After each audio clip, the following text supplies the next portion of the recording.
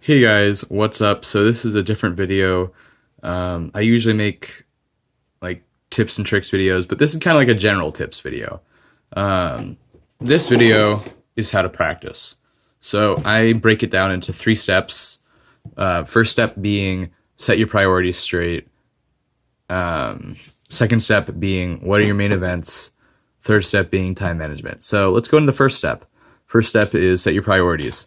So basically find out what events you practice most and kind of figure and then go to the second step. What is your main event? And then you want to cut. So the first and second step kind of intertwine and they kind of work together. So setting your priorities is what do you practice most and what your main event is. Now, if you're practicing 5x5 the most, but it's not your main event, scratch that. Make your main event the event that you're always practicing most.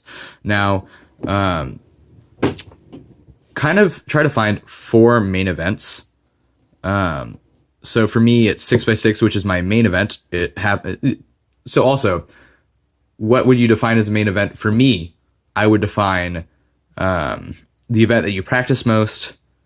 There's kind of 3 ways to define a main event: the event that you practice most, the event that you most enjoy, and the event you're best at. So all 3 of these for me apply to 6x6. It's my main event in all 3 of those ways. And my second, and then you want to find your other main events. So I would limit myself to 4 because of how much practice time I have per week. So for example, 6x6 is number 1, 5x5 is number 2, 7x7 is number 3, and 3x3 is number 4. Those are my main events, and I have those set straight. I have my priorities set straight. Now, you got to figure out where you're going to practice and how long you're going to practice it for. And this is the third step right now: time management. Figure out how much time you have per week to practice, and kind of write down on your phone or type it or set an alarm or something like that. With the technology we have today, we can make this so much easier to manage time. It really is crazy. It's really cool though, and it's really convenient and good. And if you have time left over, you can add like a 5th main event, which for me is 4x4. I like 4x4. It's pretty fun.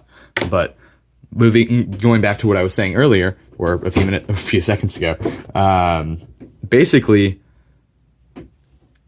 Actually, so it's kind of harder to explain. I'd rather give an example. So for example, say you have 12 hours practice in a week. I don't know if you have 12 hours practice in a week. You could probably have 2 hours practice in a week. Either way, I'm just going to use 12 hours as an example because I have around 5 to 12 hours a week to practice.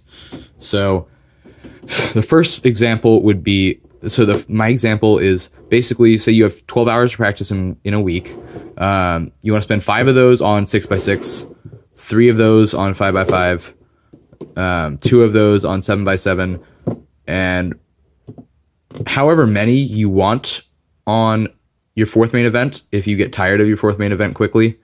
If you have extra time, then practice your 5th main event, like 4x4 for me.